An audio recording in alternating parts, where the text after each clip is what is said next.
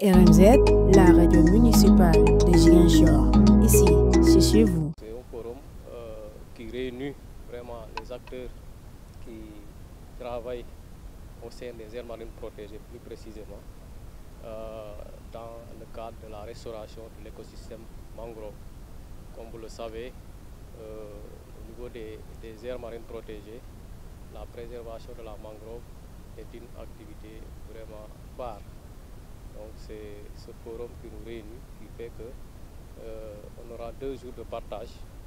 Et dans ce partage, il y a même des activités qui sont prévues, des activités de terrain, des visites de sites.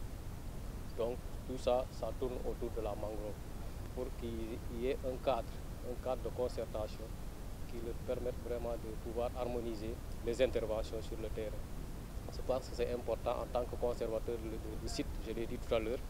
Donc nous avons besoin non seulement de répertorier les interventions des différents partenaires, mais on veut aussi que cette synergie-là aussi puisse vraiment se refléter sur le terrain, d'autant plus que dans le cadre du partenariat, nous avons des partenaires qui font du reboisement avec comme objectif vraiment de restaurer tout simplement l'écosystème. Et à côté de cela, il y a des partenaires qui sont là dans le cadre du crédit carbone, comme on le dit. Donc ils investissent, ils mettent beaucoup d'argent au niveau des sites pour participer à la restauration. Et vu que l'importance de la mangrove dans vraiment la régulation climatique, avec ces phénomènes de changement climatique que nous vivons, donc les forêts, l'écosystème de mangrove a cette propriété, cette faculté de pouvoir séquestrer du carbone, contribuant vraiment ainsi à la régulation du climat dans le monde. Il faut vraiment se féliciter de cette rencontre-là parce que la mangrove elle est d'une importance capitale sur plusieurs aspects, sur le plan économique, n'est-ce pas, sur le plan environnemental et même sur le plan social.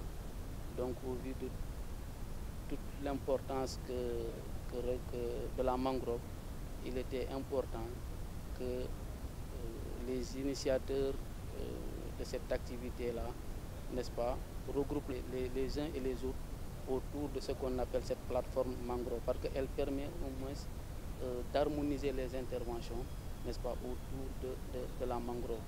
Parce qu'aujourd'hui, l'absence de coordination et d'harmonisation des interventions, n'est-ce pas, c'est ce qui fait que les initiatives peuvent aller dans tous les sens.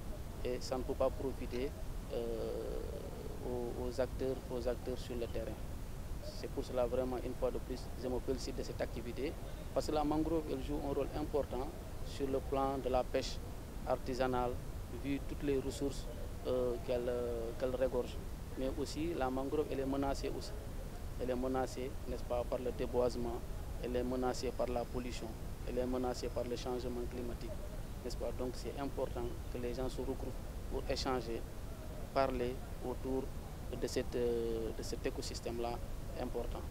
Pour nous autres, en tout cas à collectivité territoriale, ce qui nous intéresse, notre rôle en tout cas dans cette plateforme-là, c'est d'assurer le portage politique du combat que les acteurs sont en train de mener. Aujourd'hui dans la salle, si vous regardez bien, tous les acteurs sont là, tous les acteurs, tous les gens qui interviennent dans la mangrove, toute la famille mangrove est là représentée. Et ce forum a un cachet spécial, pourquoi? Parce que tout simplement, au-delà des plateformes qui sont au niveau du Sénégal, il y a également la plateforme sœur de Guinée-Bissau qui est là, ce qui donne un peu un cachet sous-régional à cette plateforme-là, à ce forum, et cela doit être souligné. Maintenant, l'appel qu'il faut lancer, c'est un appel à toutes les autorités. Parce que quand on parle de mangrove, quand on parle d'environnement, l'environnement étant une compétence transférée, c'est tout le monde qui doit mettre la main, en tout cas à la poche, que tout le monde doit mettre la main pour que l'on puisse assurer ce combat-là, pour que l'on puisse gagner ce combat qui est le combat de la préservation, le combat de la restauration de l'écosystème mangrove. Bon, les zones ciblées, c'est les AMP du Sud, parce que vous savez qu'au niveau du Sud, nous avons maintenant 6 aires marines protégées, dont l'aire marine Oufoyal Kassabandial, dont je suis le conservateur, qui, comme vous le savez, c'est l'aire marine la plus vaste au Sénégal, avec 123 000 et quelques hectares. Donc c'est tous les 6 sites relevant de la direction des aires marines protégées. Et aussi, il y a 2 sites qui relèvent de la direction des parcs nationaux, à savoir la réserve ornithologique de Kalissaï et le parc national de Basse-Casamance. Donc quand vous faites le cumul, vous verrez que les interventions se font dans tous ces sites et au-delà, parce que ça concerne la mangrove. On trouve de la mangrove au-delà des aires marines protégées.